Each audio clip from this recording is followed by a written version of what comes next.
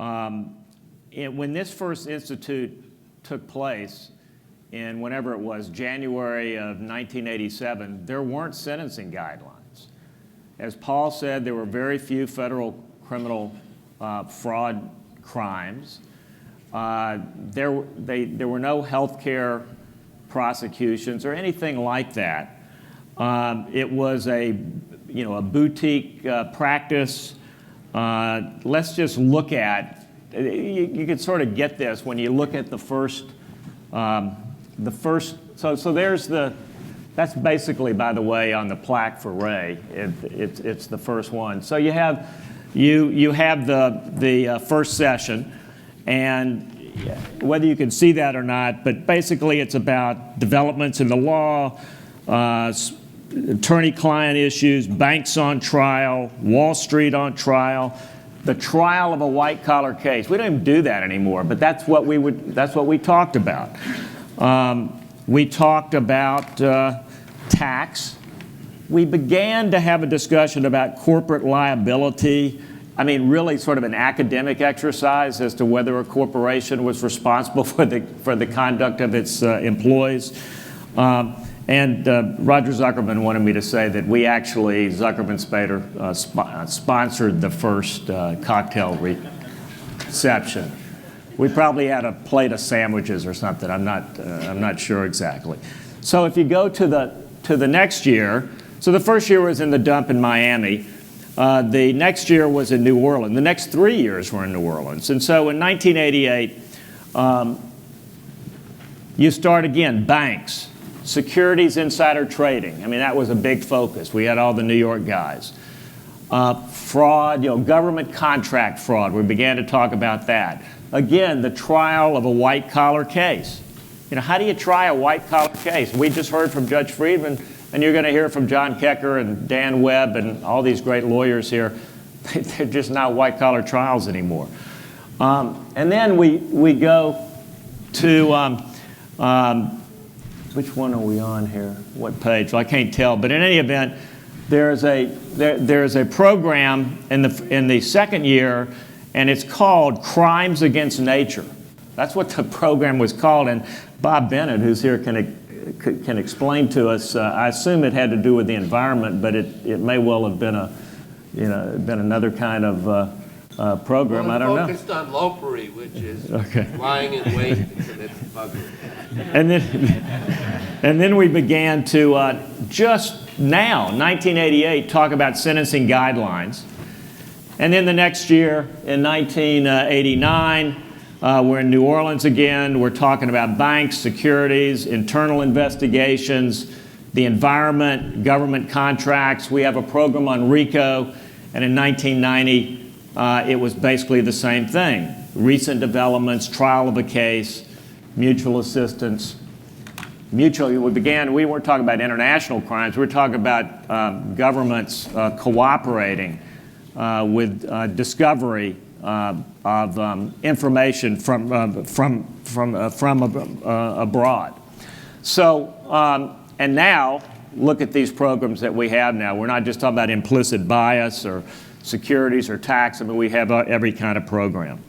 So I was really incredibly pleased when Roger Zuckerman and Ray came up with this idea to get the opportunity to moderate. But when I started calling folks, we called all these great lawyers, and they all said yes. So which says something about the Institute. So let me introduce very briefly. I'm not going to talk much about them because everybody knows about them. But this is Bob Fiske, who has a special place in my heart. I served under Bob Fiske when he was the U.S. Attorney in the Southern District. He's the most beloved U.S. Attorney, with all respect to all the other ones in the Southern District. We go back every year to celebrate. This is the 40th year. Most of his assistants will be back to celebrate again. And then after the U.S. Attorney, he was at Davis Polk for years. It's hard to believe. Bob's 85 years old. When you hear him talk, you're not going to believe that. And he really is sort of the dean of the big firm white collar. Then we also have here Gary Naftalis, who was with Kramer Levin, former prosecutor. Gary talked, I went through this quickly, but he was at the first conference, and he may well have talked at every conference. As he said, he was invited to talk at every conference. I think he's probably done that. Incredible lawyer, has had an incredible practice representing executives, corporations, and the like in a whole series of fraud cases over the years. Dan Webb. There's Dan down here, former U.S. attorney in Chicago. One of the great Dan Webb and John Keker, we have two just incredible trial lawyers. I mean, these guys are some of the most preeminent trial lawyers in the country. Dan is the co-chair of Winston and Strawn and has, continues to be very active in this area. We have Bob Bennett right here at Hogan Lovell. He is, inside Washington, one of the great lawyers of any generation, represented, President Clinton's two secretaries of state and a variety of other people over the years. And I can talk about crimes against nature, apparently. John Keker, at the end here, John at Keker Van Nest on the West Coast. Again, and John will talk about this, about his passion really is what's happened to the trial lawyer, and he's one of the great ones. We have Larry Thompson, who's here. Larry was the DAG, the Deputy Attorney General from Georgia, King and Spalding, General Counsel of PepsiCo. So we have the wisdom of and the experience of someone that has not just been a prosecutor, but been a general counsel in one of the biggest companies in the country. He can talk about what he thinks about the Foreign Corrupt Practices Act and others. Karen Seymour here. Karen is at Sullivan and Cromwell, was the chief of the criminal division in the Southern District of New York, is responsible for putting Martha Stewart in jail. She was the lead, her claim to fame. We can talk about what the offense was. And then finally, but we're really pleased to have Leslie Caldwell here. Leslie has had a long career on the defense side, and also on the prosecution side, a longer career, ran the Enron task force, is now the Assistant Attorney General in charge of the criminal division as we sit. So we'll have a lot of perspective. Paul Friedman, basically went through a number of the subjects, but I thought that I would review them sort of with you, and then we'll just see how this goes. But so the questions that we'll talk about: how the proliferation of white-collar crimes and prosecutions have changed the white-collar practice over the last 30 years. Paul talked about that. We used to have very few. Now we have, well, we can't even count the number of crimes, apparently. How the increased potential jail terms, fines, forfeitures, and other collateral consequences. I mean, that's not a word that I used 30 years ago. Prosecution have changed the white-collar practice in the last 30 years. How the enormous financial cost of a defense in almost any white-collar case has changed the white-collar practice. The rise of prosecutorial power. The changing face of white-collar practitioners. How the ethics of the white-collar practice have been challenged over the years. And then we're going to talk a lot about corporate prosecutions, because most of these guys up here have spent their careers both prosecuting and defending corporations. And really, that's sort of the essence of what this bar has been about.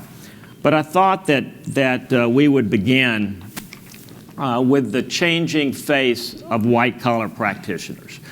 And I have to begin with Bob Fiske. And really, Bob, can you explain or talk or address how it is that back 30 years ago, 35 years ago, it was really a boutique practice, and now what's emerged is pretty much every law firm and its mother basically has a white-collar practice. How did that happen? And you were probably the first in New York, is that right? Well, when I got out of the U.S. Attorney's Office in 1980 with my partner Jack Cooney, we sort of looked around and we thought that we would try to start a white-collar crime practice at Davis Polk.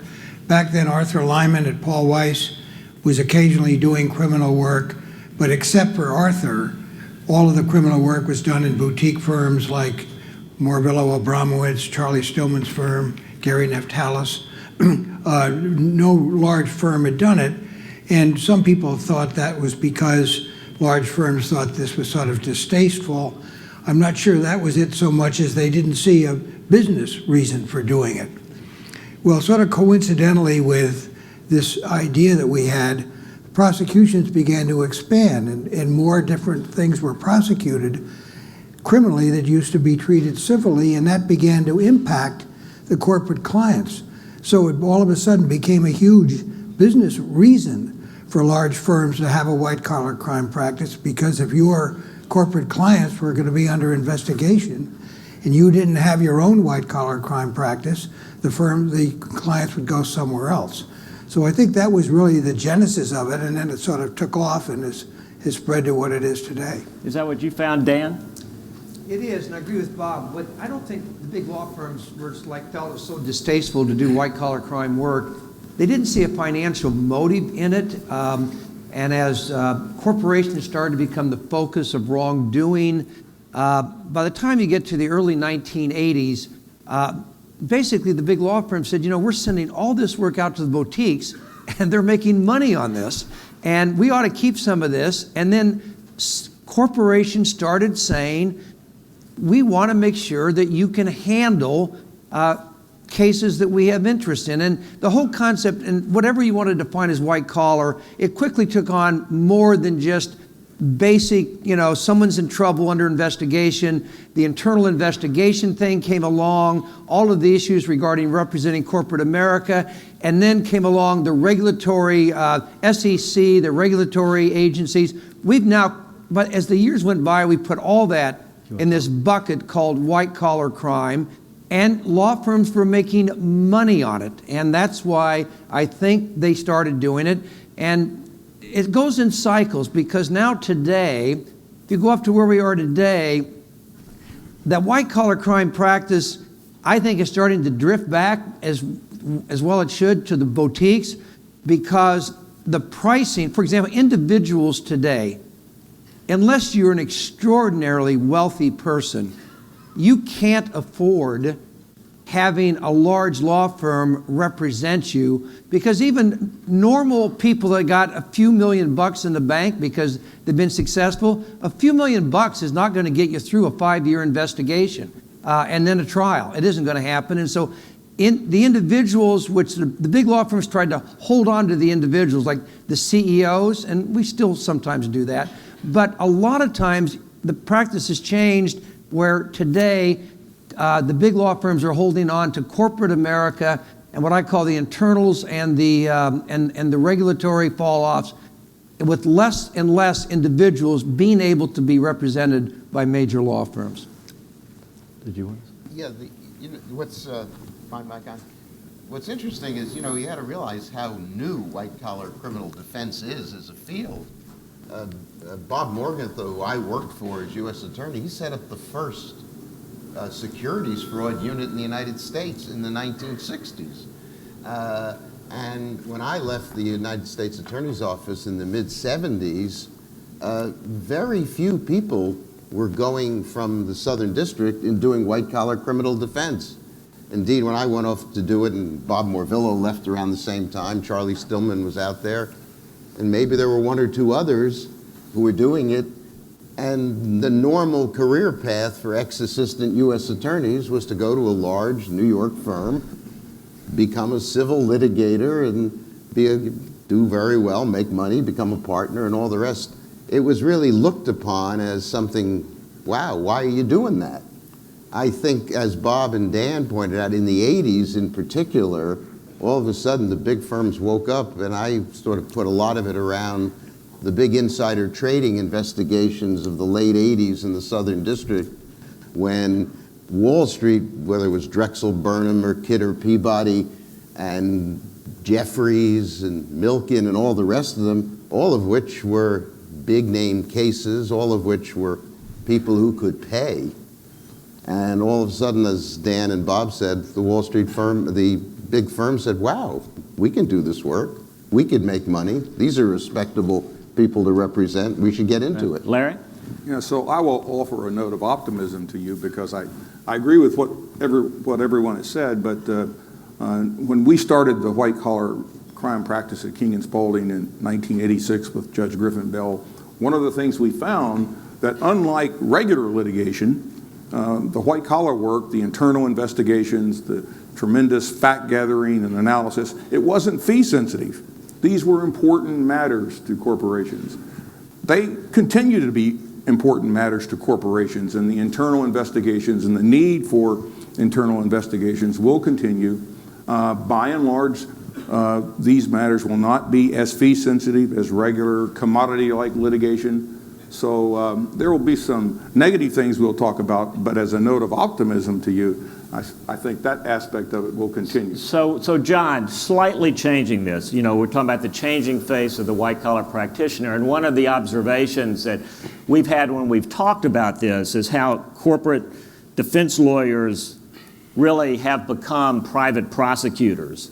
The evolution where many white-collar criminal people that call themselves white-collar criminal defense lawyers have become junior G-men, I think is a word that you've used, who help the government prosecute cases, make deals for their clients to cooperate, and almost never try cases.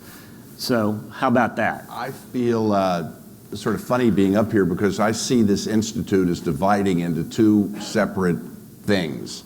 And one is the junior G-man aspect of it, the cooperation, the working things out for corporations, which is usually the responsible thing to do, almost always the responsible thing to do. Regulated institutions really can't fight with the government. You've got to work things out. That's fine, but that's not the practice that attracted me in the 70s. And what I was looking for in the 70s, when we started out, we said we wanted to specialize in complex criminal cases, and what we meant by that is people who could pay. And that people would ask, That's what's the a Roger complex, Zuckerman approach complex case is one that could pay. And so now there are still a lot of us. I mean, I see Hank Asbill out here. I mean, there's still people who still have that kind of trial dog attitude. Dan Webb is one. I mean, there are people who love nothing more than when the judge says who represents this horrible person who's caused the community great damage. You stand up and say, I do. I'm defending this person. And those people are not the corporations. They are maybe the CEO, because if you get somebody too far down in the food chain, then they'll probably end up being a snitch. So you need somebody high enough up so that they don't have anybody to turn on. And then you need a government, you need Leslie to be tough and say, we're not letting you out of this for any kind of low, easy deal.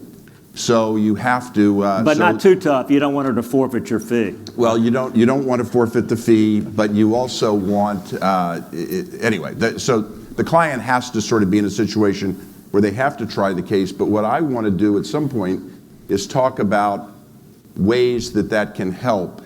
We can do that, but I can do it now. In the NACDL magazine, most recently, a professor named Greg Gilchrist wrote an article called Trial Bargaining. And it takes the concept of plea bargaining and says we ought to be doing that with trials. And what a defense lawyer has to trade is time, expense, effort for the prosecutor. Instead of doing this thing for 6 weeks, we're going to get it done in 3 days. We're going to waive this, that, and the other thing. We're going to do all sorts of accommodations with the consent of the defendant and after allocuting to the judge that the defendant consents. And in return, what you're going to get is leniency. You're going to get you're going to take the trial penalty down to something that you can live with. And for the cases that I do, where most of the clients start out not thinking that they've committed a crime, think of stock option backdating, think of all, people thought, what? This is a crime? What's the securities cases?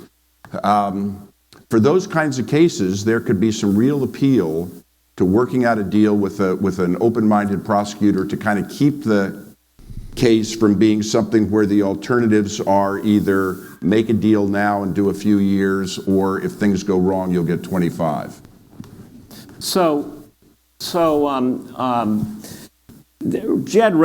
Judge Rakoff wrote an article, in essence saying that thousands, I think he said thousands, a lot of people, let's put it that way, he believed had pled guilty not because they are guilty, but because they cannot afford the risk, and that corporations would do deals, and we'll talk about corporations, and even enter guilty pleas as a result of what amounts to be legalized extortion. You know, Karen, is that, do you think that Judge Rakoff has something there, and is that your experience that, you know, folks just can't afford to go to trial at this point? Well, I think trials are extremely costly, as we all know, and it is very difficult for an individual to foot the bill for a well-tried case, particularly given the discovery challenges that Judge Friedman spoke about. It is very difficult to fund a trial. That said, I think there are people who will plead in those kind of cases where John had just said, like a stock option backdating case, a spoofing case, these kind of criminal cases where individuals have very little appreciation that what they did was wrong. And the facts are typically in those kind of cases not really in dispute. It's all about their state of mind. And I think when an individual is in a position of the coercion of the penalty going up so much more if they take the case to trial, uncertainties about an outcome, I think there is a lot of coercion, so folks will conclude that their mental state was bad and take a plea. Who really knows what they were thinking? None of us do. Obviously, as defense lawyers, you can't have someone plead guilty if they are not guilty, but a lot of these things are very difficult to ever really know what's going on in the person's head. So Judge Friedman made a big point about the rise of prosecutorial power, and that is something that we've all seen really in the last 30 years. I mean, when I left the government in 1985, that was before the sentencing guidelines, Paul was right. I mean, we didn't play a role in sentencing. The penalties weren't particularly substantial. It was all about, doing the investigation, making the case, trying the case, and that was it. But it's changed. So Leslie, these increased powers over the last 30 years with, I call them collateral consequences, but fines, forfeitures, the money laundering, the guidelines, these draconian jail terms that you're looking at, debarments, exclusions, all the collateral consequences. I mean, there's so much arsenal. What does that give you some pause as a prosecutor? I mean, it's an enormous responsibility now, it seems to me. I think it's always been an enormous responsibility, and I don't think that's changed. I think that the prosecutor's job is to investigate cases and decide whether a case is right to bring it and try to achieve justice. It's not to try to win. It's not to try to crush the defense. It's to try to get a just result in any given case, and that's always been the prosecutor's role, and I don't think that's changed. What we've seen is our society has grown more complicated. Judge Friedman referenced earlier that there was a time when white-collar defendants would literally walk out the door and go back to their country club and hang their heads a little lower. That wasn't something that I think any of us think should have happened. And it shouldn't have happened when it was happening, and it shouldn't happen now, and it's not happening now. But prosecutors don't set out, and if they do, they shouldn't set out to achieve the maximum possible damage to the defendant in any given case. That's not what our role is. I think we've gotten some additional tools as we've learned and as Congress has learned that there are needs for additional tools. So, for example, people have mentioned forfeiture. Forfeiture originally was created in the drug trafficking context because there were tremendous profits from drug trafficking. But we see now that there are tremendous profits from all sorts of criminal activity. We recently filed a forfeiture complaint against $850 million in bribe proceeds that are being held by a corrupt Uzbeki government official in various accounts around the world. That's a really good use of forfeiture, and that's a really important use of forfeiture. So I think these tools have been given to us because we needed them, and hopefully we're using them in a wise way and not in a way that's just designed to make the defendant's life as miserable as possible. So I don't care which panelist, but speak to, if y'all will, speak to how these increased collateral consequences, this increased prosecutorial power, potential jail terms, fines, forfeitures, how that changed the white-collar practice over the years. Well, I'll just speak to that. I mean, I'm sure we're all going to say the same thing. But just talking about for a moment representing a corporation simply, a major public corporation, most of the time, almost invariably, cannot afford to go to trial. And it's not just the collateral consequences, the risk of losing, it's the fact that there is sort of a criminal proceeding is an overhang on the stock of the corporation, and the board of directors is saying, let's get this behind us. We don't care if you lawyers tell us you can win this case. We don't care. Let's just get rid of it, pay whatever we have to pay, and the stock will go up. So I think corporations, to take Jen Rakoff's example, I think there are many cases where corporations have entered into plea agreements when if they had gone to trial, they would have been successful. And we all know of cases where corporations have made a plea, paid a big fine, individuals have been indicted for the same conduct, they've gone to trial, they've all been acquitted. But the corporation just can't afford to do that. Well, it's not, but Dan, corporations and then can't go, they can't go to trial, but the individuals also. The statistics that Judge Friedman cited tells the story. Just so you know, the increased, and by the way, society does get to make these choices, right? I mean, the Congress and the executive branch get to arm prosecutors with greater powers that accomplish greater goods.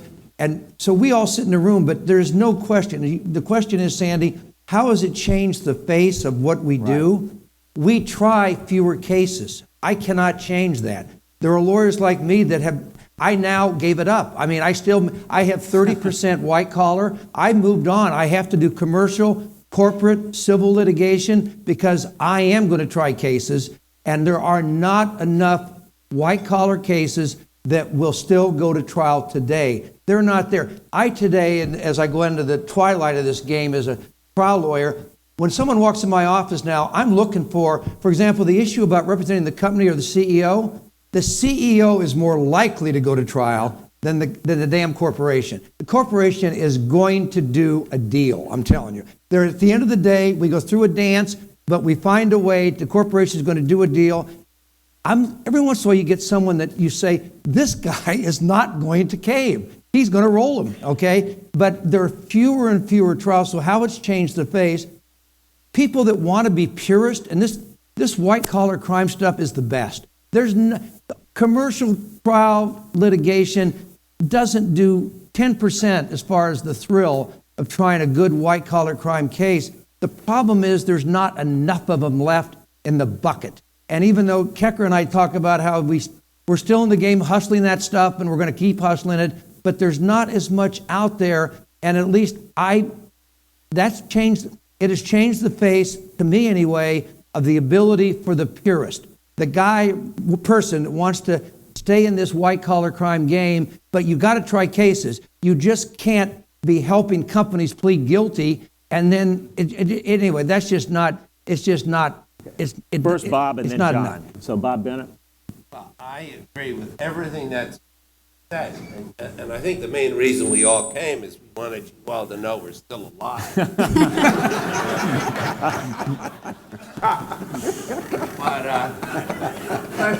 I think Karen said, speak for yourself. she's the youngest. Leslie down here. But seasoned. Look, divided up into what companies. Let me just be very pragmatic to follow up on what my friend Bob says. And I can only talk so much about the case. I was lead criminal counsel in KPMG right after Arthur Anderson. And I think you were in the Southern District at the time.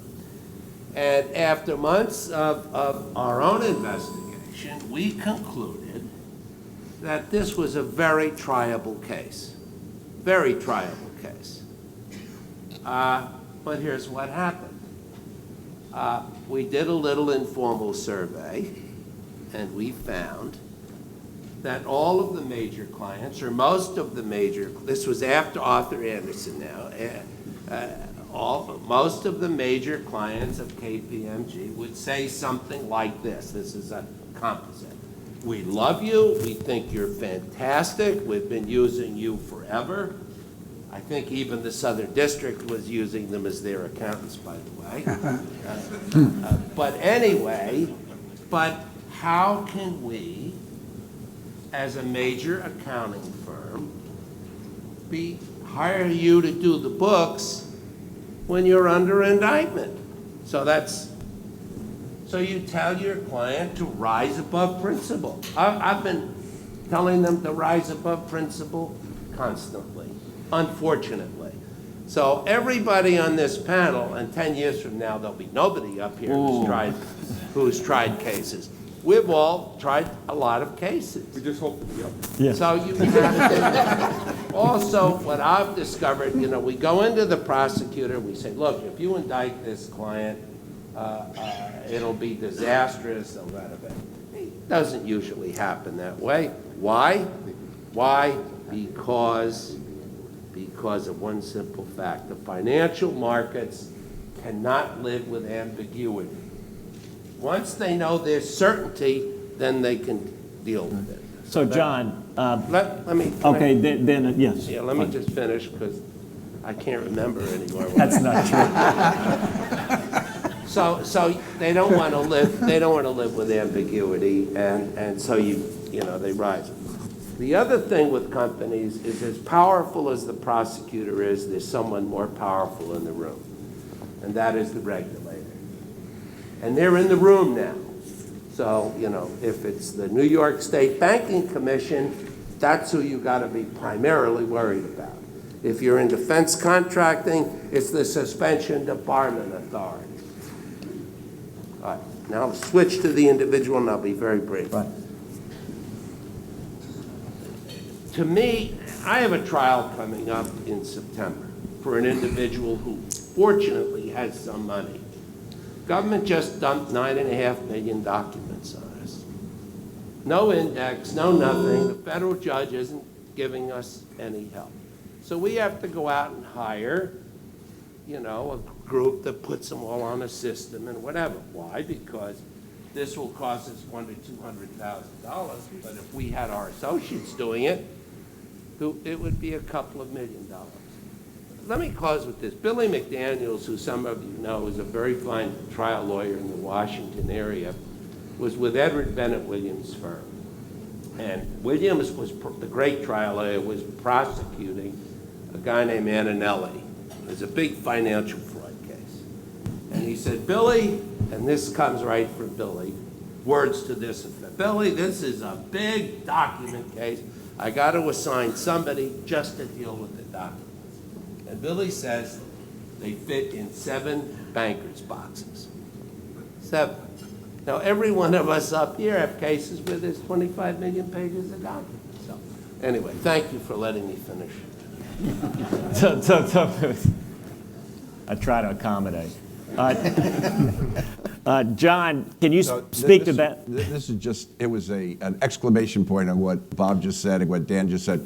I'm in a case now with the antitrust division where very good lawyers for the company are just killing themselves trying to persuade the antitrust division that the company has committed a crime so that they can plead and pay him a lot of money. I'm representing the CEO. We're trying to persuade we don't even care about the antitrust division. We're trying to persuade the corporate lawyers that why don't we get together and persuade the antitrust division that no crime was committed, but that ain't happening. Sandy, Yes. There used to be a time when if you were representing a corporation or organization, you had an opportunity to do some advocacy for the prosecutor. You could try to persuade the prosecutor that this was a rogue employee, that you have very good internal controls, compliance systems. And some prosecutors would say, yeah, you guys are a good corporation, you're a good organization, and we're going to let you go.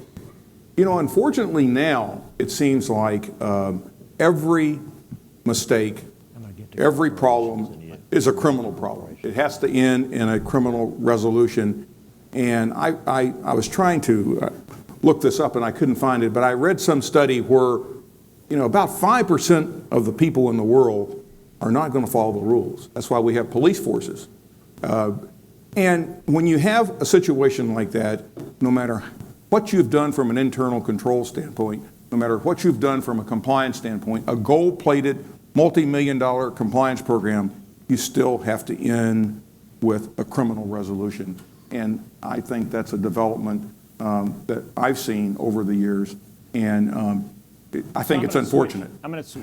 Can I just push back on that for a second? Absolutely, yes. Yeah, I think that I disagree with that. I used to work for Larry, so I usually agree with him, but I do disagree with that. I think that the vast majority of our corporate cases do not end in criminal resolutions.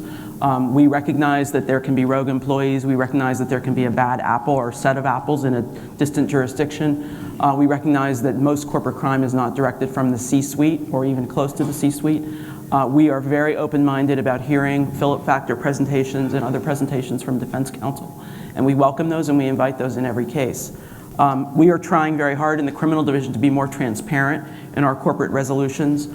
We recently hired, as I'm sure everyone in the room knows, a compliance counsel in the fraud section who's evaluating corporate compliance programs, not with an eye toward finding problems and deficiencies, but with an eye toward really understanding, is this a company that really tried to do the right thing or not? And that's something that we take very seriously, and I hope that folks in the room recognize that we are taking that seriously. And please don't stop being advocates on behalf of your clients. I mean, I do see defense lawyers who come in, and if they want it to be an antitrust case, they'll say, oh, we conspired, we colluded. If they want it to be something else, they'll style it a different way. And I do see defense lawyers who come in and I think don't engage in enough advocacy on behalf of their clients. So there is room for that, and we welcome it. So please do it. Good. Well, but Leslie, here's the thing I run into. I've had nothing but good experiences with you, so let me say that. You're the ultimate professional. And I got a meeting on Wednesday, right? No, I know. When I'm dealing with a local U.S. attorney who doesn't follow what you follow, the only way, from my experience, I can get an appeal with the higher echelons is to say they're violating policy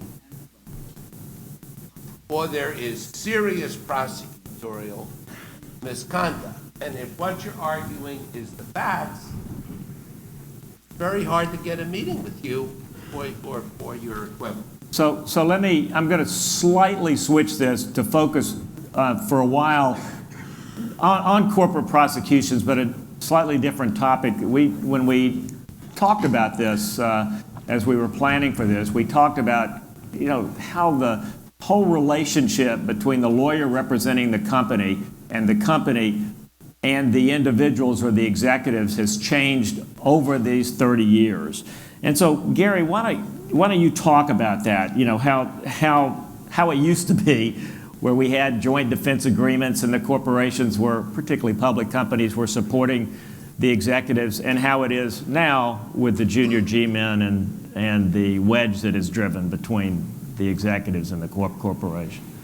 One of the interesting things is that, as an historic matter, corporations never used to get prosecuted. I mean, this is whether you agree or disagree with the social phenomenon, this is very new stuff. Prior, the corporate sentencing guidelines, am I right, 1991? Yeah. 91? That was like a big thing, a new thing. Like, wow, corporations are really going to be under the microscope. My recollection is I had done a little research at the time.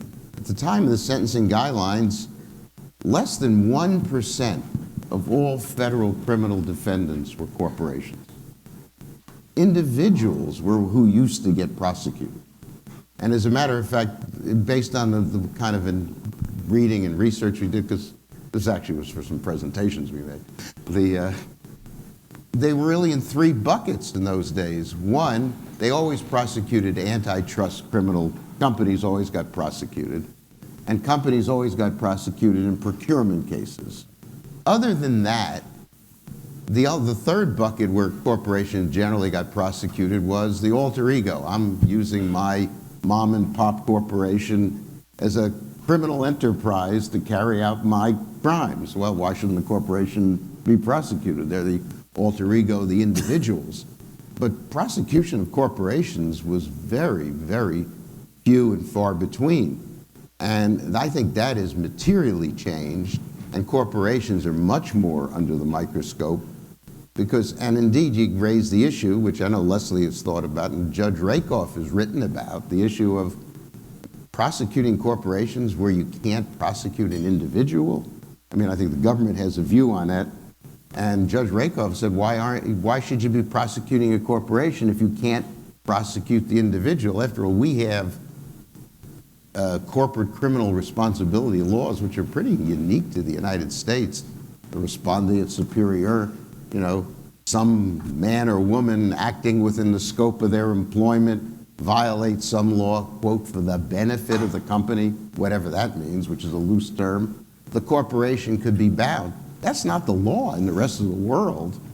Remember, when we were representing Solomon Brothers, and it turned out well because we talked the government who wanted to prosecute Solomon Brothers out of prosecuting them, one of the presentations we made is they'll never understand this in Germany. They'll never understand this in Japan. They'll never understand it in the United Kingdom because a corporation get prosecuted because some guy on the trading desk is messing around with the treasury markets.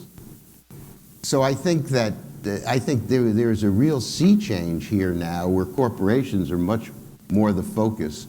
Also in the old days, corporations were much more supportive of their people, apropos of Sandy's point. I tried a case in the Eastern District representing then the chief financial officer of Southland. He had been the general counsel, and it was a bribe scheme and tax fraud scheme. The corporation was indicted. They went to trial. They actually got convicted. They went to trial. We went to trial. The corporation totally supported us all the way through. Clark Matthews, great guy. Ultimately, we get vindicated. He comes back and he becomes the CEO of the company. I can't imagine anything like that happening now. I mean, now corporations, because they themselves are concerned, and they got legitimate concerns because of, one, corporate criminal responsibility law, two, the collateral consequences. I mean, if you're a financial services firm, you just can't go to trial. I mean, I've had conversations with the general counsel and CEOs of financial services. We can't go to trial. We just can't. We may be innocent. We can't go to trial because the consequences are so bad. I mean, that was plainly clear in some of the representation. So it becomes very, very hard, and it really creates issues. And I think it raises another issue, which is kind of an issue that Judge Friedman raised, which is the issue of, and it's a societal issue, which is if you think that someone isn't going to go to trial, it really affects their charging decision. I mean, look, responsible prosecutors like Leslie are going to call it on the merits, but I think Bob is right. That doesn't respond. Every assistant U.S. attorney throughout the country, if he or she knows they're never going to have to prove their case in front of a jury, and trying cases is hard, whether you're on the government side or the defense side. As Judge Friedman said it much better than I. That's hard work.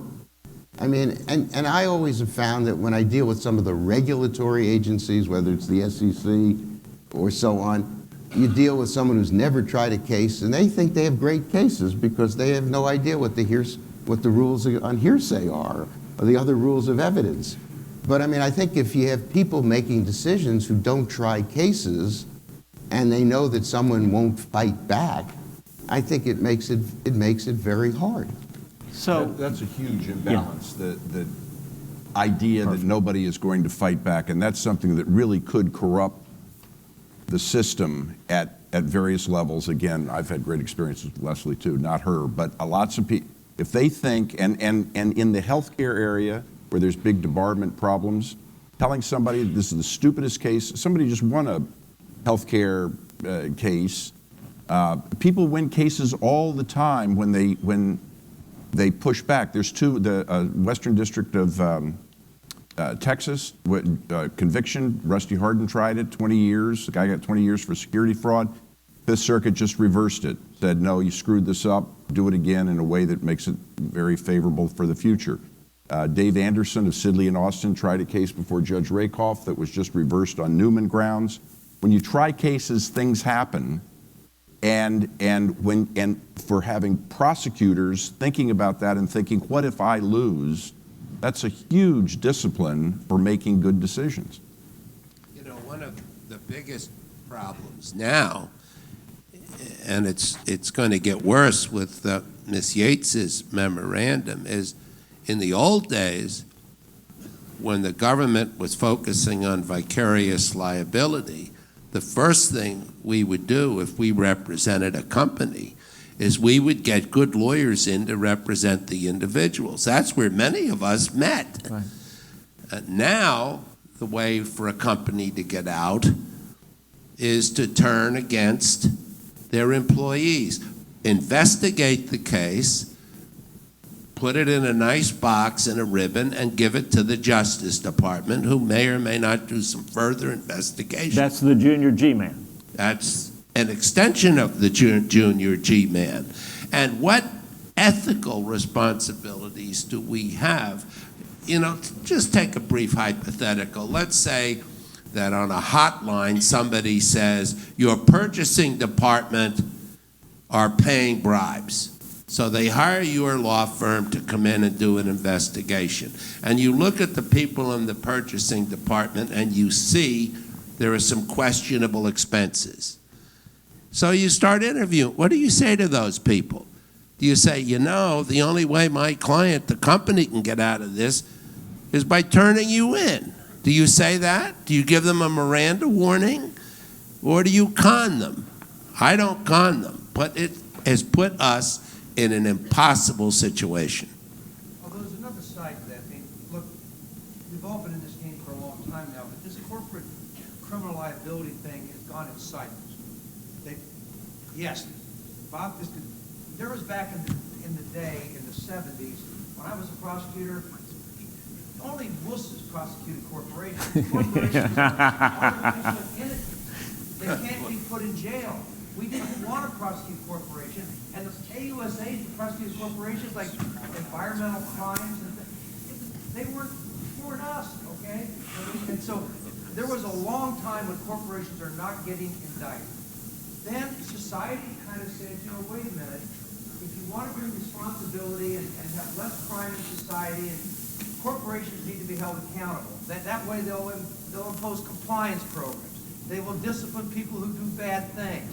And so we need to bring in corporate criminal liability, and we need to bring it up to a high level. But then we, as defense lawyers, when corporations would then, because of all the collateral consequences we've been talking about, when the corporation is going to take a plea and pay a pot full of money, we are trying to get our individuals carved into those deals, okay? I mean, we were working really hard. That's all right. Let the corporation take the fall. They're going to pay a big pile of money, and we are in there negotiating for what we call carve-ins. And we did that, okay? And we did it, and it was but then everyone turned around and said, wait a minute. You can't just indict corporations, because it's the men and women that are running these artificial entities. They can actually change conduct. So then we need the Yates memo, okay, to remind the world that individuals cannot be let off the hook because of the fact that it's hard to prove scienter, And so DOJ's now got the Yates policy, which has brought back into, this is just my view, it's harder now when you represent individuals to get them carved into the deal, because now the corporation will still do its plea, but the corporation won't get the full benefit of the bargain. Because when you leave individuals hanging out there that may go to trial, then the corporation has not put the crime behind them, okay? And they're not getting the benefit. All this stuff goes in cycles. And by the way, we as advocates have taken advantage of this. which we're supposed to do. That's what we're supposed to do, and we get paid money for doing that.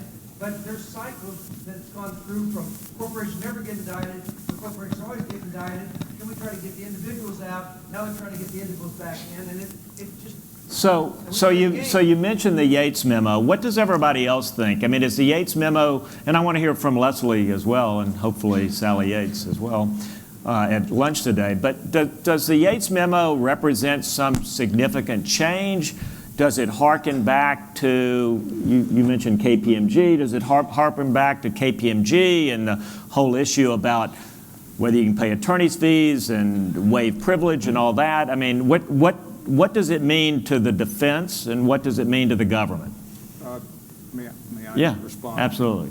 I think we need to, I teach business crimes now. I don't have any cases. So my dry cleaning bill has really gone down since I don't have to dress up like this. But I think we have to understand a little bit about public policy. You're all sophisticated advocates. Corporate executives in a recent Gallup poll, and this is what I teach my students, are held in lower esteem than used car salesmen. And we can't live in a society where crimes and wrongs have been committed. Corporations pay billions of dollars to resolve the matter, and you read the settlement agreement, because it's not a plea agreement, but you read the settlement agreement, and there's a whole litany of bad things that are recited, and the average person reads that, and no one is going to jail. In fact, people are getting bonuses, high salaries. You know, the public will not stand for that. It's bad public policy. So I think that what the department is trying to do, I'm not in the department anymore, but what the department is trying to do, in fact, may have to do, is reflect the fact that society is not going to put up with a situation where if you just work for an organization, a powerful organization, you can commit crimes and never go to jail. When Judge Friedman sees people every day who are going to jail and they just don't have the benefit of working for a large corporation. So from that standpoint, I think the Yates memo reflects, I think, sound public policy. However, you know, the proof is in the working out the details of how the people in the audience can conduct internal investigations and how you can do so in an ethical way. When you're looking at someone, you've got a document that says, you know, you may be culpable, and you're looking at this person, and if you're representing the corporation needs to get to the facts, but then are you going to tell this layperson, you know, if you talk to me, I may have to turn you in. And so what do other folks think, before we get to Leslie, about the challenges that the Yates memo brings to both the company's lawyers and to the CEO's lawyers? Any?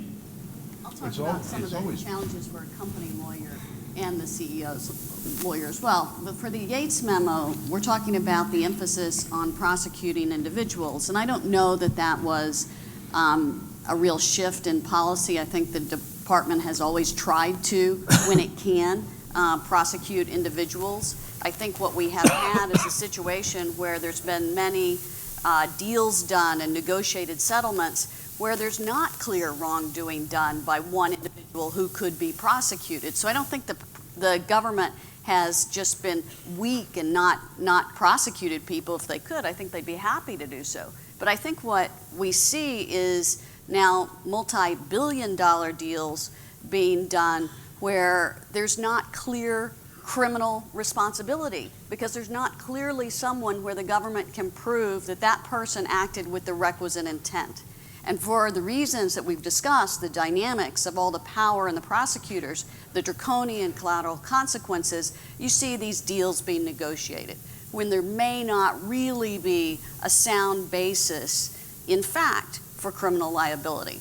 Or at least there's such pressure that corporations will cave rather than having their day in court. So I think the Yates memo is good to remind prosecutors to focus on individuals and not just do these big corporate settlements. But it really isn't, I don't think, that much of a change in policy. But for the, if I may, just for the practitioner, there's the other part of the Yates memo, which I think is really going to be challenging for those of us who practice on the defense side. And that's the zero-sum game aspect of the Yates memo. The Yates memo says unless it's perfect cooperation, unless you've turned over everything, and we're reading that there may well be certifications in the future where you have to certify defense counsel or the corporation that every single fact that could implicate somebody has been turned over. Unless you do that, you're going to get zero cooperation credit. And that's where I think it's going to be very difficult. We've already had real pressures to waive privilege, turn over interview notes, turn over the fruits of your investigation. We're now seeing requests not to interview people, not to show an individual documents, to show them only this document but not that. Request whether you've shared documents with defense counsel. In essence, this private G-man situation is getting much, much worse. And I think the Yates memo will exacerbate that. Bob? Well, I was just going to look at this from slightly a different perspective. One of the aspects of the Yates memo is it says that the company has to complete their investigation of the individuals in time for the charging decisions to be made with respect to individuals and the corporation at the same time. Assume a situation where there's been a good faith effort by the company, they've done everything they can, and they come up and they say, we can't identify any single individual who has criminal responsibility. Shouldn't that mean then that there's no prosecution of the corporation, and the kind of situation that Karen talked about before won't happen again? So Leslie, now's a good time to... So I purposely wore red today for a reason, so that everyone would know that I was the target. So just a couple things. So I know when I went out to San Francisco to work under Bob Mueller as the chief of the securities fraud section, there was no history of securities fraud prosecution in San Francisco, and it was so extreme that at the time we reached out to indict an individual for securities fraud, his lawyer actually wrote a letter to Bob Mueller saying that securities fraud prosecution in the Northern District of California, it wasn't John, in the Northern District of California violated the due process clause because there was no notice that was going to be on the table in San Francisco. So coming at it from that perspective, also around that same time, it was common for defense counsel in big white-collar cases for the company to say that they represented the company and all of its individual employees, including all the executives from the C-level down to the street-level salesperson. And we would get the results of internal investigations, which were very unhelpful, which essentially all the individuals would toe the party line, and people would come in and they'd all tell the story that everyone had sort of, I'm not saying that they were told to tell the story, but everyone would tell the same story. It wouldn't be helpful, it wouldn't be factually accurate. Fast forward to now, I think that's changed a lot over the years. Companies do try to get to the bottom of things. Lawyers now realize that their client is the company, not the CEO, not the CFO, not the salesperson. That they need to do what's in the company's interest, what's in the shareholders' interest, and that may be different than what's in the interest of individual executives. So I think we still have been frustrated, not to the degree that I was back in San Francisco in 2000, but we've still been frustrated by the quality of some of the internal investigative information we've gotten from companies. Again, almost all companies, with the exception of some defense contractors and others, have no obligation to come self-report to us. But companies came in and they would self-report or they would disclose an investigation, and it would be in the passive voice. Bad things happened. There were bribes in India. And we wouldn't know who did this, who knew about it. So I think that part of the thing that's driving the Yates memo, along with the difficulty, that Karen mentioned, of sometimes identifying individual people who were responsible for criminal conduct that might have arisen out of a chain of events committed by, where maybe each individual person didn't know the full scope of what was happening, but the overall effect was a crime. I think the Yates memo was really driven by the idea that if companies really want to get credit for cooperation and they really want to come in, they really do need to get to the bottom of it, and they need to tell us who was responsible. They don't need people, a couple misperceptions. I think you'll probably hear about these at lunch, but a couple misperceptions. First of all, the certification thing, I don't know how that got in the press. That is not happening. There is no requirement that people certify that they've given us every fact that they have, and that is not the case. So we understand that there's probably no such thing, or very rarely any such thing, as perfect cooperation. Companies start cooperating late. Companies might not know about something until a whistleblower comes forward.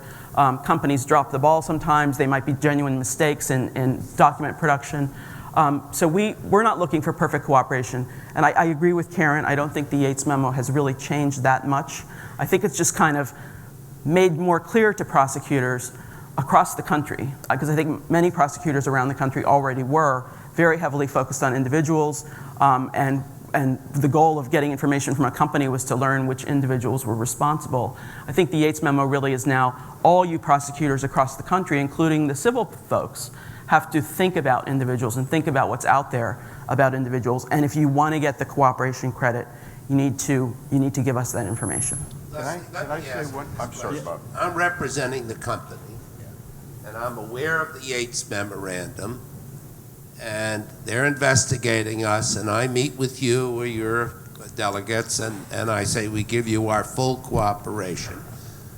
But in light of Yates, I want you to know that we are going to pay the legal fees of all the employees who you contact. Now, you know what's going to happen. I don't think there's anybody on this panel who, in light of Yates, would tell their client, yeah, go in and lay it all out. How are you going to react to that? Is that a sign of the company's lack of cooperation, that we've end-runned you?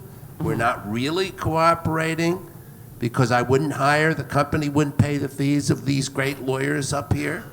I mean, that's a problem.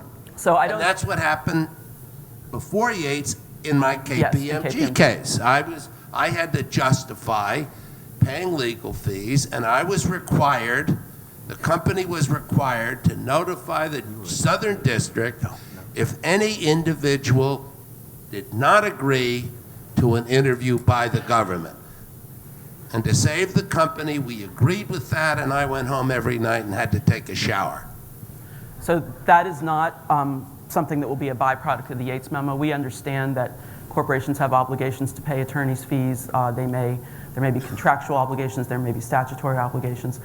The Yates memo does not in any way interfere with that. We're not telling you pay for this person's fees but not that person's fees. You pay for whoever's fees you have to pay for. And that's not our issue. That's your issue with your employees. So it doesn't affect that. It also doesn't affect the attorney-client privilege. We are not seeking privilege waivers. We are not asking for the contents of your internal investigation in any different way than we might have been before. So I don't think the Yates memo, I understand people have expressed concern about that, and I know Sally's going to talk about this a bit at lunch, so I don't want to go through the whole thing, but it's really not intended to change that at all. It's not intended to change joint defense agreements in any way than whatever they were before. So I think that those concerns are overblown, and I can tell you that certainly from the perspective of the criminal division, we certainly are not going to hold against a company the fact that it's paying attorney's fees for even culpable employees who it's obliged to pay. John, you had a comment? Yeah, just a warning on the attorney-client privilege. We made great headway in the Ninth Circuit, settled the case after the argument, but on the argument that a submission to DOJ by our opponents in a civil case had omitted some things, amounted therefore to a crime which invoked the crime fraud exception, and therefore we should blow their privilege and get into their documents. So submitting things to DOJ with the 1001 standard, willful omissions, matters that should have been there that weren't there, can run risks. So I wanted to have sort of switch the point a little bit. What can a corporation do? I mean, we're talking about, and right now we're really more talking about public companies. I realize that if it's a private company, it's a different story, and private companies may well, depending on what industry they're in, may well be able to go to the mat. But what can a corporation do in today's environment to defend itself against defensible charges? In other words, if a corporation believes that it has a defense, a legitimate defense, well, what can it defend itself? Somebody want to weigh in on that? Trial bargaining. Bargain with figure out something that's short, effective trial to get it decided. We had a case that Melinda Haig and others did in the Northern District where they waived a jury tried it to a judge, and won on behalf of the corporation. I mean, this concept of trying to cabin both time, expense, and consequences has legs, I think.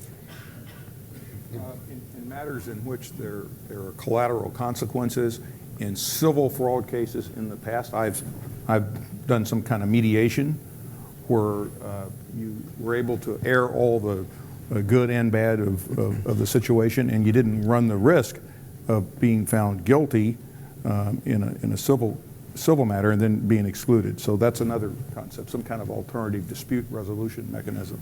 You can go to trial if you're in a situation. Look, if you're not a financial services company or a healthcare provider or somebody who has real collateral consequences from a conviction, I mean, there are companies that can go to trial if you don't have the collateral consequences thing, but that's obviously a smaller subset of the great.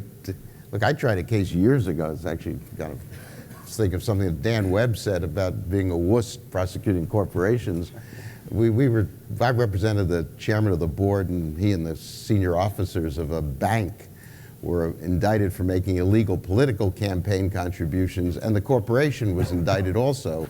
And we went to trial in the federal courts, and the corporation went to trial, and we always figured the reason the corporation was there, this is before penalties were so bad, was, well, if somebody's going to be convicted, maybe the jury will convict the corporation and let the individuals out. So it was one of those lucky events. We all got acquitted.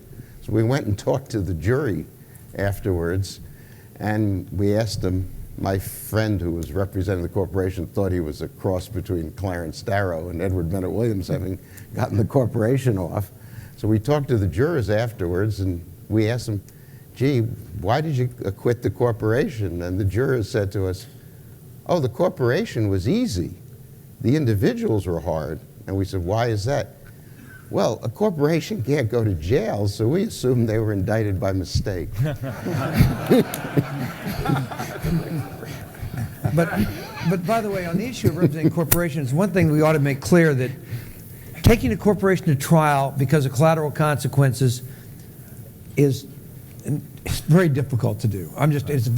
But it's not dealing with DOJ to convince DOJ that under the principles of corporate criminal responsibility that a company should not be indicted based on these facts and circumstances. That is still clearly an area of advocacy. I mean, I tell you, I mean, I don't say that DOJ will not be fair in trying to negotiate with us and determining that under those principles of everything we've done, that we do not deserve to be prosecuted because of the conduct that occurred, and the individual should go down and the corporation should not. That is an area of advocacy that still exists today. What has been eroded because of the shift of power as far as to the prosecutor, if the prosecutor decides they are going to indict the corporation, your ability to fight the government and still take a corporation to trial has, as the years have gone by, become more challenging to run that risk. At least that's, I don't know how others, but that's kind of how I view it as a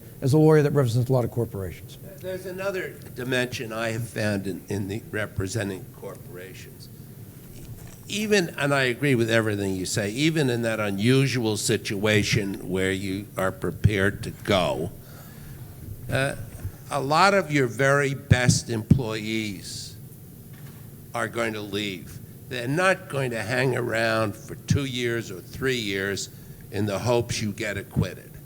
So if a guy is a big broker or a big salesperson, you know, he's got to say, look, I'm glad the company has the guts to go to trial, but man, I better hedge my bets and get out of here. And so a death spiral takes place.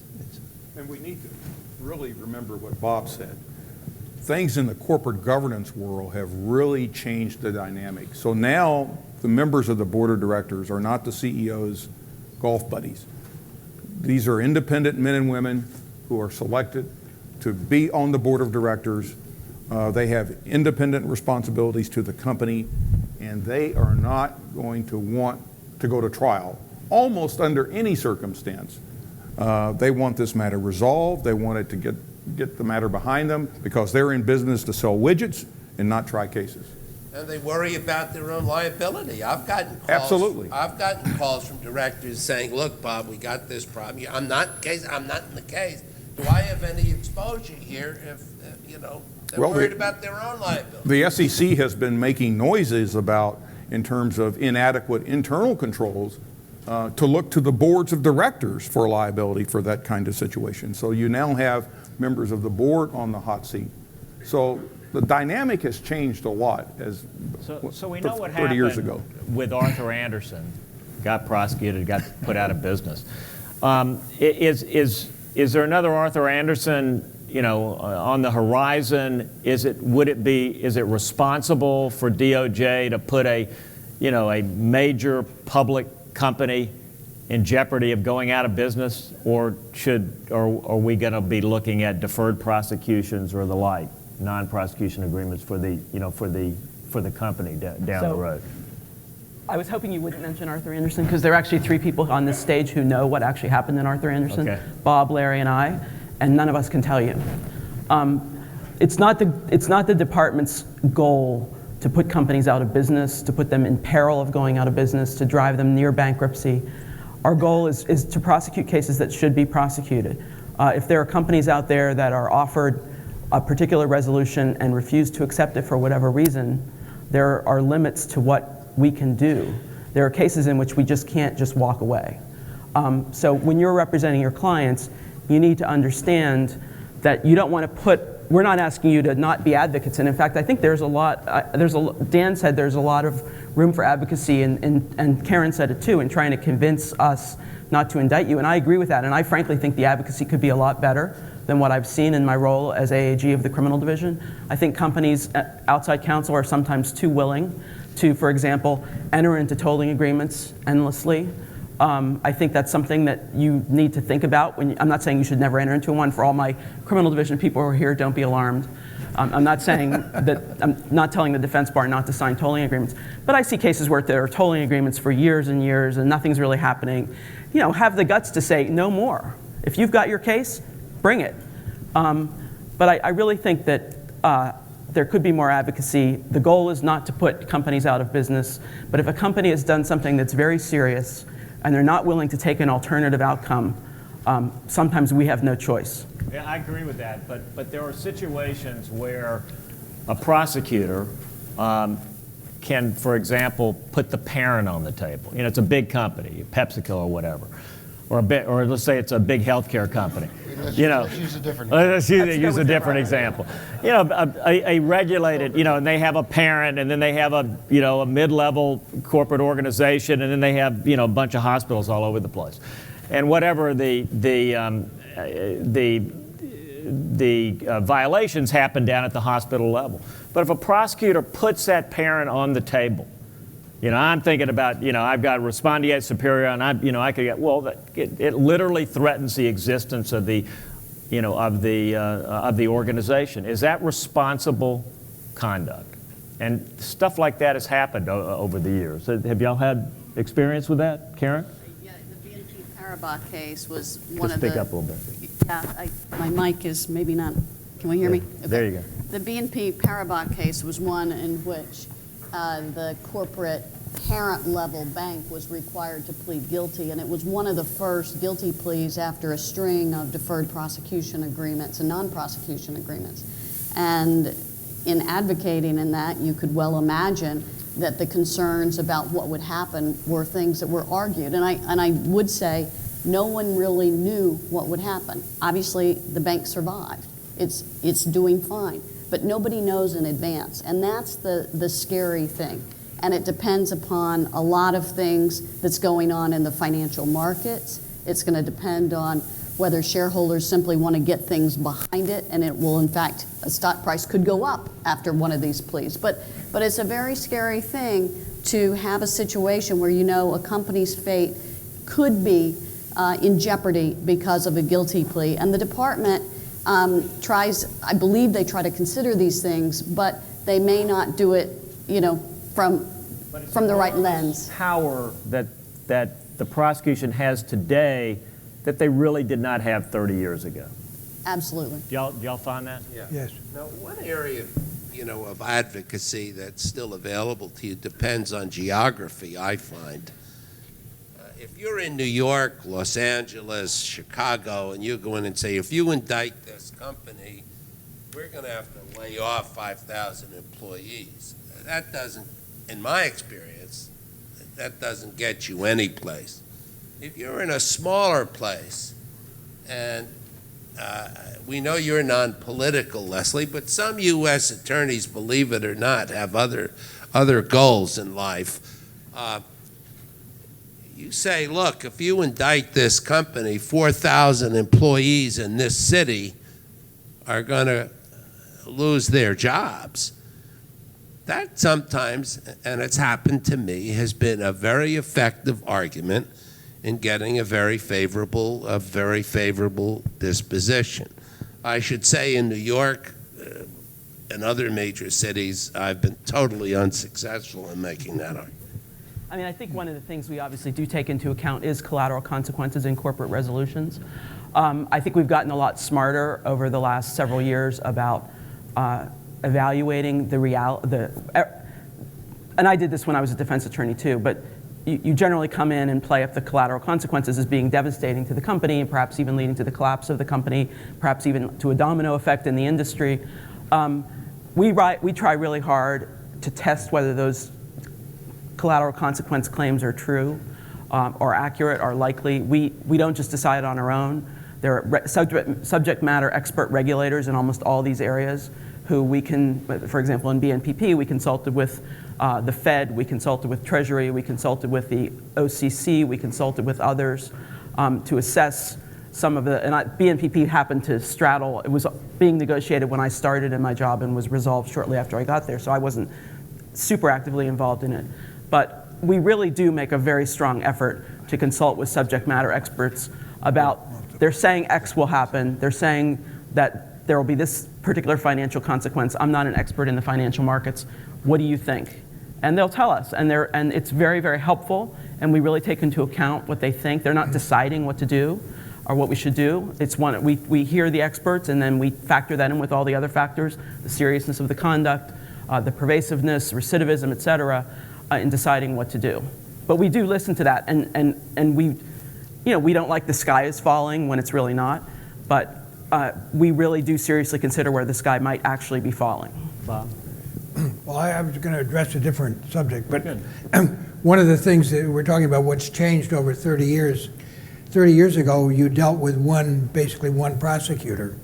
Today, what has changed enormously is you're not only dealing with the Justice Department and the SEC, but you're dealing with other federal agencies, you're dealing with different state attorney generals.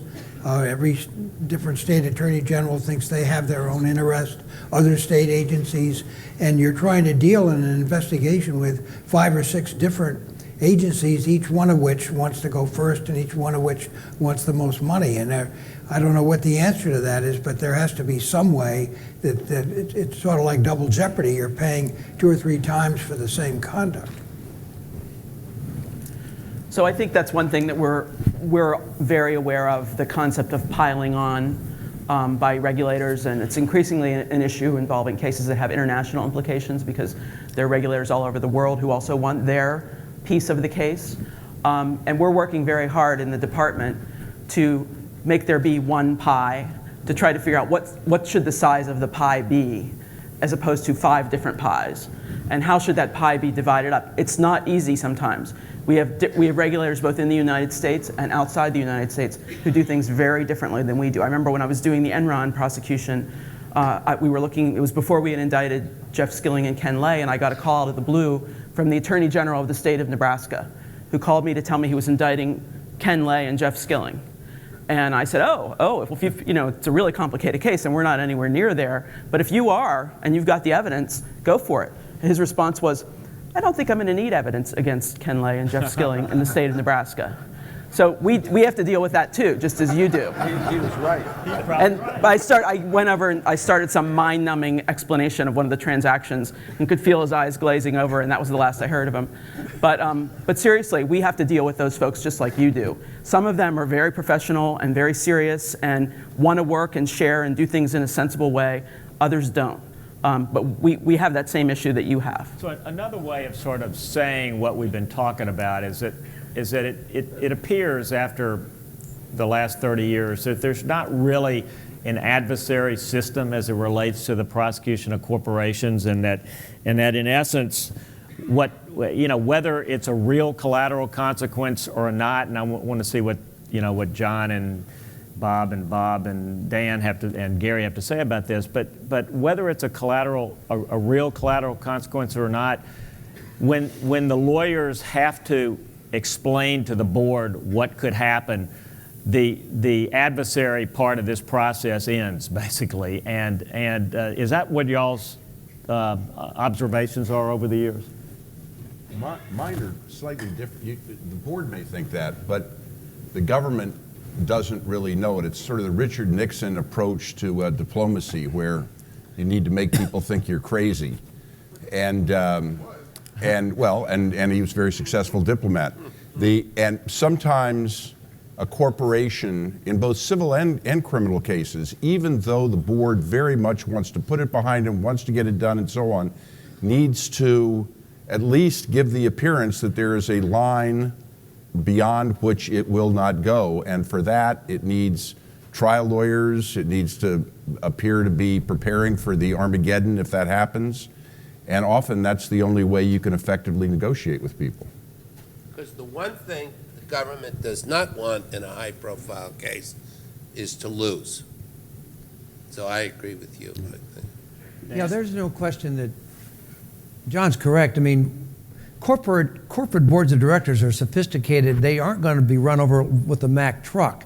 I mean, they will negotiate, and they will pretend there's a line that cannot be crossed. And there's clearly there's negotiations that go on, but at the end of the day, the truth is, we all know that there's going to be a deal, that there is not going to be a trial coming out of it. No matter what we say and do, both sides, I think, know that the collateral consequences are such that there will be a deal. Doesn't mean there's not negotiations, doesn't mean, but it's hard to go back now and find a corporation that was facing the death penalty that had the board of directors decide, let's throw the dice in front of 12 people and see if we die.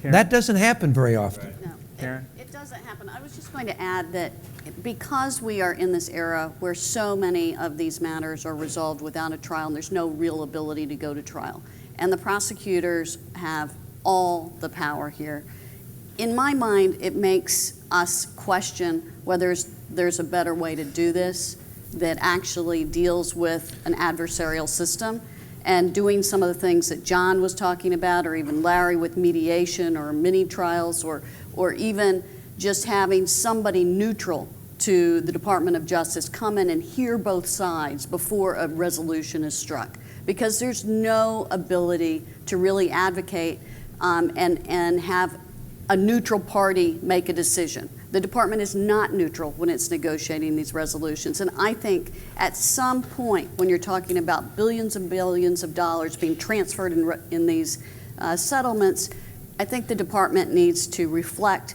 about whether it can demonstrate that it's doing the right thing in each of these cases. I'm not suggesting it's doing the wrong thing necessarily. I think the folks are good and they're trying to, but it makes a difference to have a judge deciding a case, and these are cases where judges can't be involved.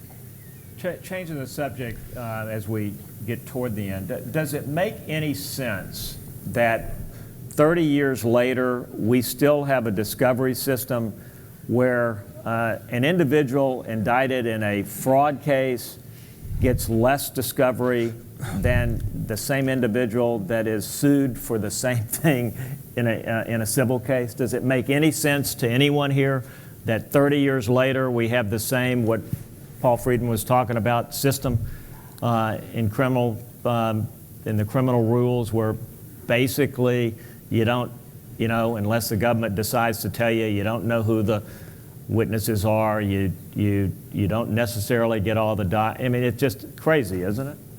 Except that the difference basically is you don't get depositions. You don't get depositions. But you do get 302s. Where? Well, in most white-collar cases, I haven't seen a white-collar case that I've ever tried where the judge permits the government the full benefit of the Jinx Act. I mean, the judge wants those, and you usually work it out. I mean, you get the 302s. The problem that I have in civil, in criminal discovery is the way some prosecutors work with the witnesses. They bring them in, and the first time the witness says, well, we did that, but we didn't think we were committing a crime, we thought it was okay. And then they bring them in again, let's talk about that again. And they bring them in the third time, and by the time the fifth time they brought him in, and their lawyers explain that you're never going to get a pass unless you tell them what they want to hear, the story has changed significantly, and then the FBI has a rule that if the next time you interview him, if it's just trial preparation and nothing new has changed, you don't have to write a 302, so pretty soon the witness has 17 interviews, and the story is night and day from the first time they talked, and you don't have any record of it. That bothers me much more, and you'll never get that from discovery. That's just, in some ways, fraud and suborning perjury. I have a case now in federal court someplace in the South, and we have a lawyer who's represented many of the employees. There were no conflicts between them. And that lawyer is probably, I say probably, prepared to testify at trial that whenever his employee clients said something favorable about my client, the agents preparing the 302s put their pens down. Well, that shouldn't happen. I mean, it shouldn't Right. happen that, I agree with that you. we're only looking for what we want to hear.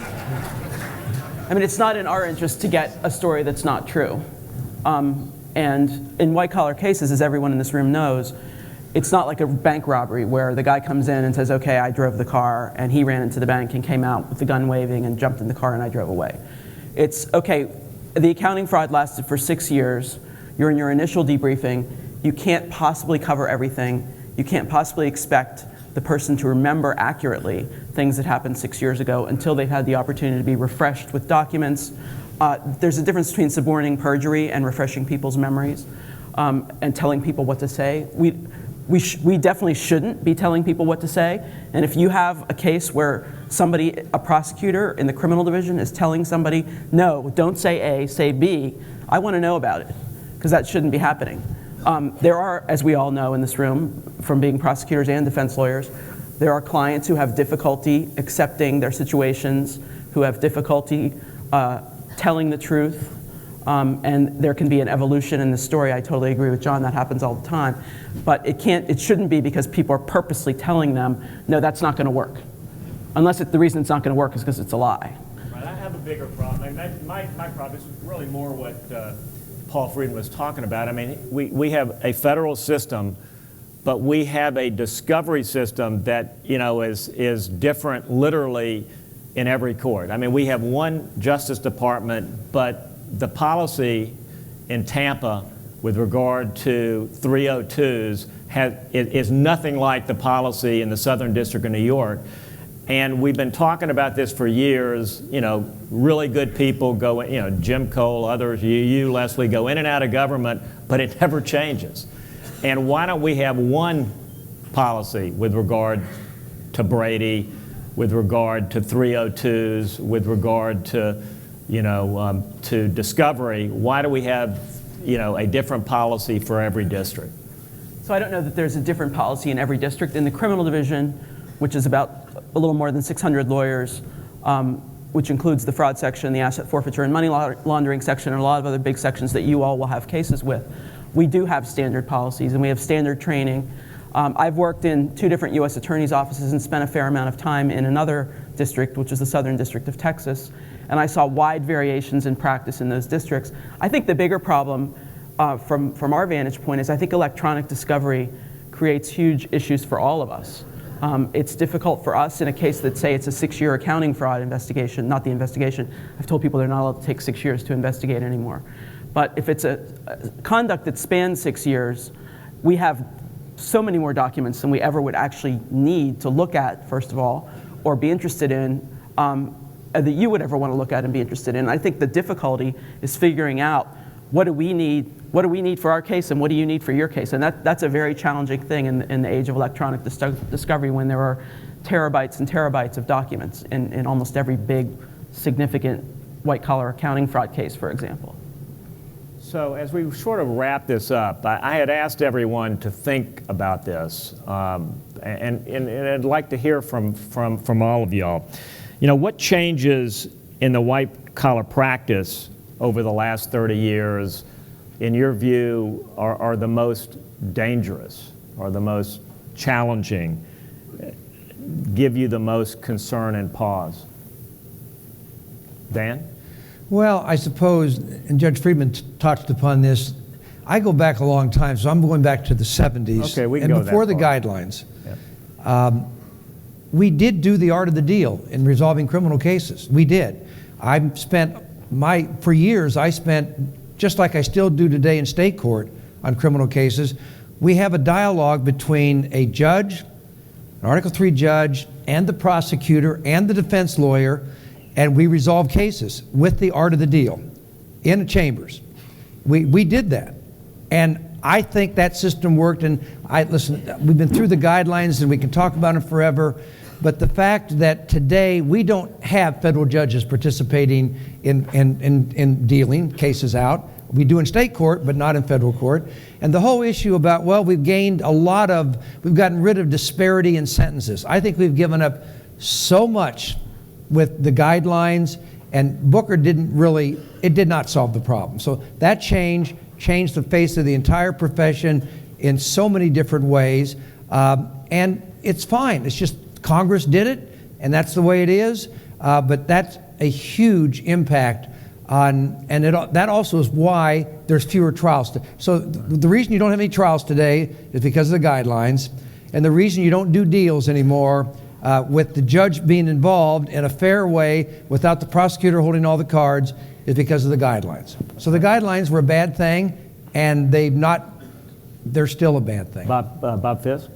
Well, I would like to go back to something that Judge Friedman said about just the decline of the jury trial and the impending decline of the trial lawyer, and what that really means for our society. Who is going to stand up against the government in the years to come against government abuse if you don't have trial lawyers like John Keker and Dan Webb? And where are you going to get them if they're not trying cases? And I think going forward, that is a huge issue that we should be concerned about. John? I agree with Dan and Judge Friedman that the biggest problem is judges getting out of the game and just sitting off there. If a judge could give you some signal, we used to try cases because we thought the probation report would be worse, just to show the judge that it wasn't much of a case. But giving judges a lot of discretion to not be abused with lengthy trials, but instead getting things done quickly, day or two, and having them enough in the game so that you know that the consequences of going to trial are not going to be so horrible would help an awful lot, at least for individuals. That doesn't solve the collateral consequences for corporations. Gary? Yeah, well, similar actually. You know, I think that Judge Friedman really, and my friends here, really hit it. God, when I was an assistant U.S. attorney, I was always on trial. And that was why I took the job. I wanted to learn how to try cases. And that was what was the fun part. And the fact that I was not involved in the sentencing and punishment part of the process, I considered that a benefit. I mean, that was a tough job. I was just as happy. First of all, we weren't supposed to be part of it, so we didn't. It was let a judge deal with the problem of whether somebody should go to jail or not, or for how long. You'd get down, you'd show up at sentencing, and it was a ritual. Your Honor has a full pre-sentence report. Unless you have any questions, the government has nothing to add. The only time we ever spoke was if we had a cooperator. We'd get up and say, Joe has cooperated, he's made 12 cases for us, Your Honor should give him or her, substantial leniency, et cetera.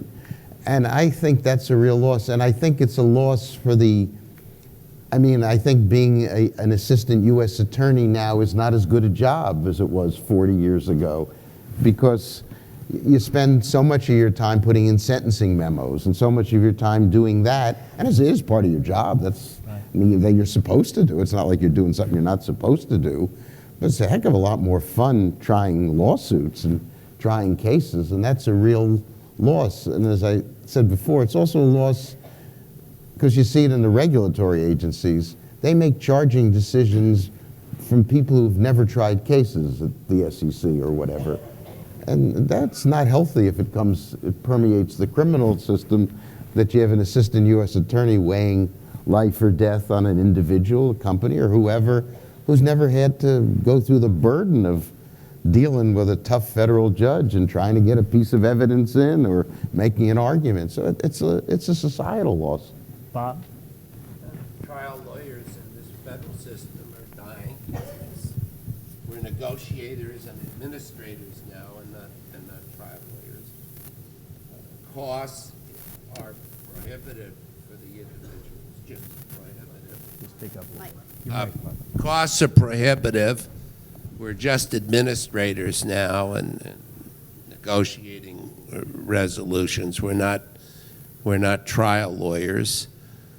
The individual has the deck stacked against them, so I have no doubt a lot of people plead guilty who are not really guilty because the government will swallow some of the bad facts, and instead of going to jail for 20 years, 3 years they get, and there's life beyond 3 years. The enormous power of the prosecutor, the involvement of regulators who pull your license. There's no presumption of innocence. They say fine. So I think everybody has been saying pretty much the same thing, but it's a very real thing. There's very little disagreement on this panel, at least amongst the people who've spent their lives trying cases. And Larry? Well, notwithstanding what Leslie said, and I appreciate it, and I commend the criminal division for bringing in an expert on compliance programs to help inform you of the state of those important programs. But I still think, from a corporate perspective, the disparity in power is the tendency for every mistake, every problem to end up in the criminal system. There's, I think, an excessive use of DPAs. What's happened to the non-criminal alternative to a problem, and I think that's a huge issue. It may be here to stay, but it may be that with the advent of the person in your shop who's going to advise on compliance programs, you might get to that. But that's a real challenge I see. Hey, Karen? For the reasons Larry said, this over-criminalization concerns me, coupled with increasing penalties. You can just draw 2 zeros or 3 zeros for where they were 10 years ago. And I think that's hurting the legitimacy of the Department of Justice and the perception in boardrooms. I think increasingly I'm hearing sophisticated people in corporate boards talk about corporate extortion by the Department of Justice. That's not a good thing for our society. That really, there's an erosion there that I'm concerned about. Like all of us, Leslie, you have both a prosecutor background and a defense background, but what do you see? Because you've been practicing the entire 30 years, or a little before that, I guess, right? So I don't disagree that there is a problem with perception, that there are cases in which, and I felt this when I was a defense lawyer, and I've sort of seen it and have actually weighed in on a couple cases as a prosecutor, both in my prior role and my current role, where there's a perception that there is an extortionate element of a resolution where maybe we don't quite have the evidence, but somebody still wants a resolution. And I recognize that, and we try to guard against that. I think from our perspective, and the increased transparency that we're trying to achieve, particularly in our fraud section in our large corporate cases, if we're going to ask for a certain amount of money, we want it to be an amount of money that has a basis, that's tethered to the facts, and I think that's very important. I think our credibility is very important. We want to maintain our credibility. Larry mentioned the fact that there are always criminal resolutions and that companies don't get anything short of that, and we actually have a lot of declinations, and declinations have actually increased since I've been in this role. The problem with the declinations is most of them are not public. because the company doesn't want it to be known that they were under investigation and that there was a declination of prosecution. So I think transparency is one of our main goals, or certainly it's one of my main goals in the criminal division. Sometimes it's easier than other times, but I think that's really important because I think transparency begets credibility, which I think is important, particularly in corporate cases where we want companies. I had clients who thought that the government had a big bullseye painted on their head and was going to get them no matter what. We don't want that to be the perception out there. I understand that it probably always will be to some degree, but that's not what we want. That's not in our interest. It's not in your interest, and we really don't want that to be the way we're viewed. So I don't want to end on a completely sour note. So, John or Dan or one of you, I mean, it isn't all bad out there. I mean, this is a wonderful practice, and what can you tell, several of you, what can you tell the young lawyers here about, what they can do to have a really exciting, fun, vibrant, white-collar practice? They're still trying cases in state court where I just saw a kid he seems like a kid. He just finished a couple of clerkships and he's tried 20 cases in the San Francisco Public Defender's Office. So then there's pro bono cases and there's prisoner cases, and you let the judges know that you want to try cases, and they send you the cases that pro per cases that they want to get tried. So just try cases and then good things will happen. That's my advice. Yeah, and by the way, we've talked about the numbers, the stats, and the trials are down. The fact is, this practice area of white-collar crime and trying cases and representing people, this is the most exciting area. I practice in every area of litigation. I'm now doing arbitrations because now arbitrations have become in vogue. But there's nothing like the white-collar crime practice. There's nothing as exciting, fulfilling, and rewarding. It's a great practice, and hang in there. So I'd say represent individuals. It's the most satisfying. And always realize that what you bill and what you collect are very different things. So one final thing. So as we were meeting over the phone, at one point we were chatting about how we got to make this a little sort of upbeat, and Dan Webb said something to the effect of, well, how long can you continue to hustle business after you hit 70? And so you know who answered that question for me? Bob Fiske. Bob Fiske at a cocktail party. He doesn't remember this. A few years back, because I've never wanted to leave this game, I said, does it happen when you just slow down in this game? Because I don't want to ever slow down.